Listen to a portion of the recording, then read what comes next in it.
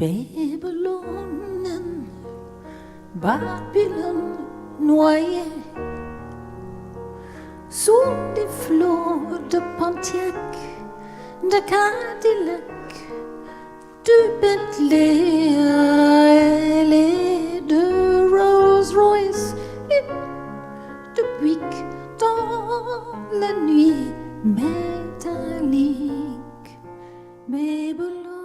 Quand ma fille Kate est morte, j'ai resté à la maison et je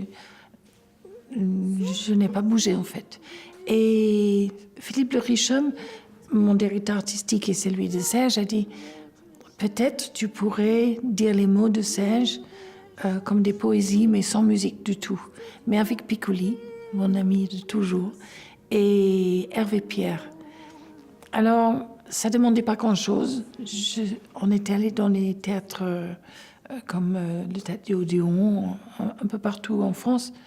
Et puis, on s'est trouvés en Canada. Et là, j'ai connu une femme avec laquelle j'ai fait beaucoup d'interviews, qui s'appelle Monique Géroux.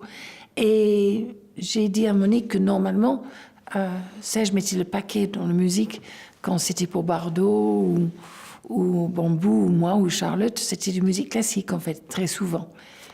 Brahms ou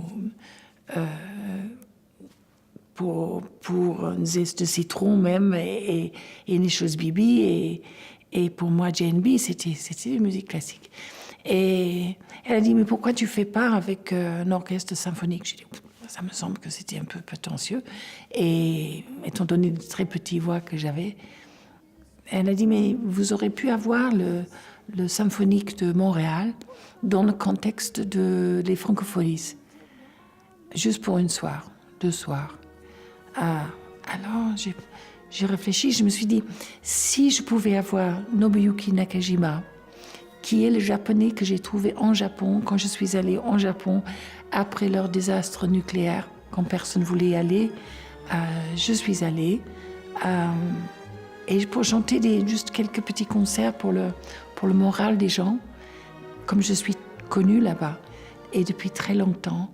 Et on m'a donné un petit orchestre avec Nobuyuki au piano, et puis un violon génial et un tambour formidable, un petit quatuor. Et j'ai su, pendant que je faisais ces petits concerts, que Nobuyuki, en fait, faisait des musiques de films. Je me suis dit, à ce moment-là, s'il fait des musiques de films, j'ai une nostalgie des musiques de films depuis John Barry, peut-être on se ferait pas chier entre les chansons, on saurait pas par où on va. Si c'est Nobu qui le fait.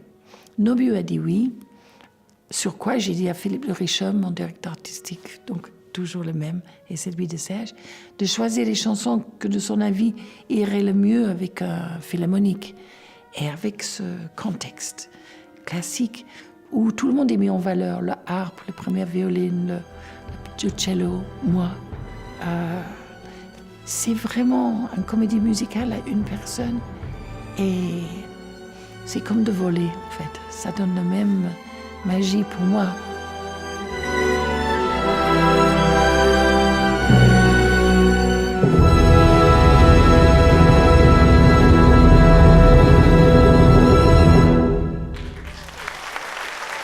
En fait, j'ai demandé qu'il utilise des chansons de la séparation, parce que pour moi, ce sont les plus belles. C'est vache comme ça, mais c'est vrai que quand nous sommes séparés, Serge a écrit pour moi Fuir le bonheur, Les Deux Sous Chics, et le tout dernier album, Amour défunte. Tout est triste, magnifique et triste sur la séparation. Et ça va à merveille avec un orchestre philharmonique.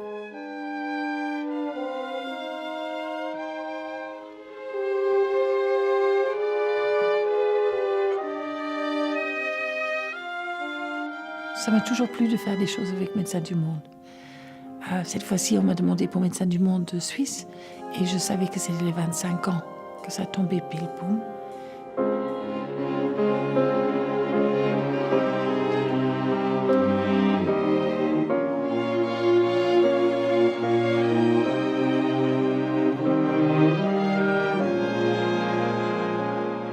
Je pense qu'Alexandre est très bien le chef. Et j'ai écouté le répétition hier. Je fais que 2 ou 3 parce que finalement mes marques sont toujours pareilles. Mais par contre, ça change si le premier violine ou le cello est spécialement envoûtant. Et ça dépend beaucoup au chef. Hein. J'ai toujours Nobuyuki qui joue au piano, donc je peux toujours le regarder si j'ai une crainte. Mais ça me semblait somptueux hier. Absolument somptueux. Donc, c'est très excitant au contraire, et c'est très gai de changer à chaque fois. Ça a l'air terrible de dire ça, mais c'est vrai. Nous, on arrive comme ça, on découvre. Sinon, après 2 ans, on aurait pu s'ennuyer un peu. Mais c'est pas vrai, parce que ça dépend des dons les uns les autres. Et je suis reposée sur eux, ça compte drôlement. Et puis l'audience, de savoir que c'est super complet, j'étais content pour Médecins du Monde.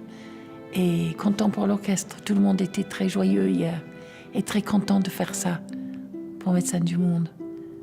Alors c'est spirituel, c'est bien.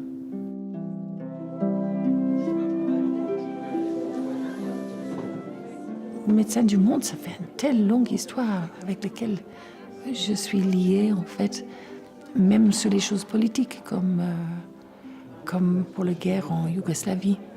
Avec Michel Piccoli, on a fait des clips pour essayer de cesser le massacre par les nationalistes serbes à l'époque. Et on a publié des posters contre les camps qui ressemblaient à d'autres camps, et aussi pour le Bosnian Papers, le livre qui ressemblait fort à Mein Kampf.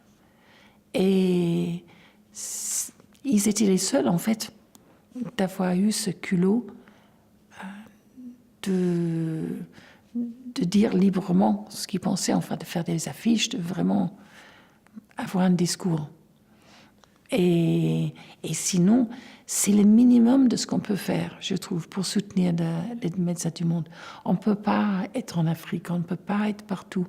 Avec la misère qui se passe en Syrie, on a marché il y a 5 ans, 6 ans. Je m'en souviens, avec ma fille Kate, on avait des posters sur nous, il y a 7 ans. Et après, on a mis tous les gens qui étaient contre Assad dans le même sac. Et maintenant, boum, c'est terminé. Les Russes sont intervenus. On n'a rien fait. Qu'est-ce qu'on peut faire? Donc, ce qu'on peut faire, c'est soutenir Médecins du Monde. Parfois, on peut prendre un billet d'avion, comme j'ai pu faire. Et ça, je trouve que j'ai énormément de chance de pouvoir faire ça. D'être assez indépendant pour me trouver là où il y a des pépins, parfois, parce que je peux chanter quelques chansons. Et parfois, on peut faire ça. Mais pour les gens, je trouve que, voilà, de donner des sous, parce qu'il s'agit des sous quand même, pour Médecins du Monde. On est toujours content quand on voit sur la télé l'emblématique bleu avec l'oiseau. On est tout de suite contente de se dire « Ah, ils sont là ».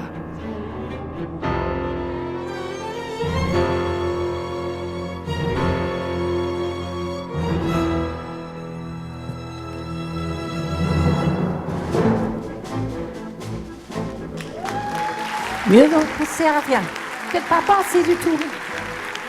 Rien c'est déjà beaucoup. On se souvient de rien.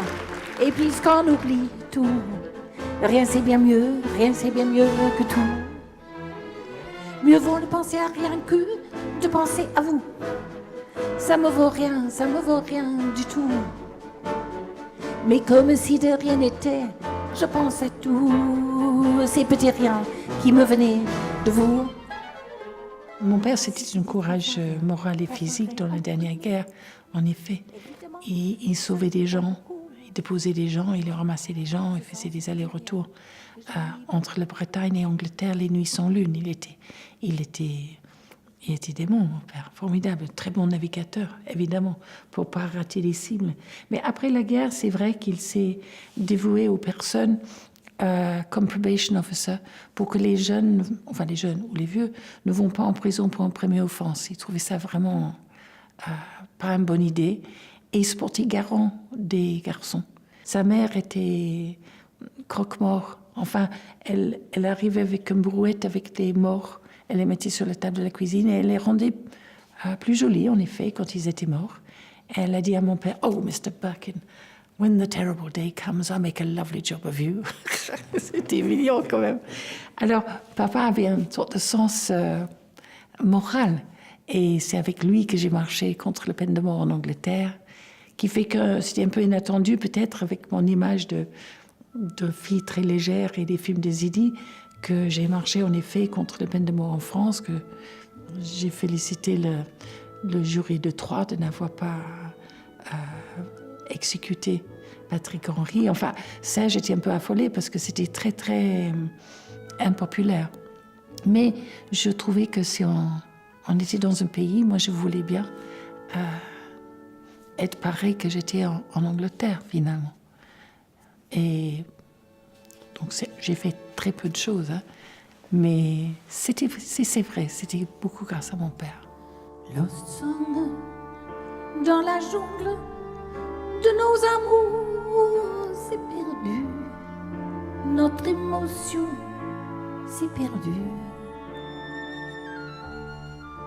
Lost song, toi tu jongles avec les mots inconnus de moi, je n'ai pas assez lu. Dans tes yeux, des mensonges, d'autres filles en vue. Je le savais, je me suis tue. Des bagarres, arrêtons. Je suis on ne peut plus fragile.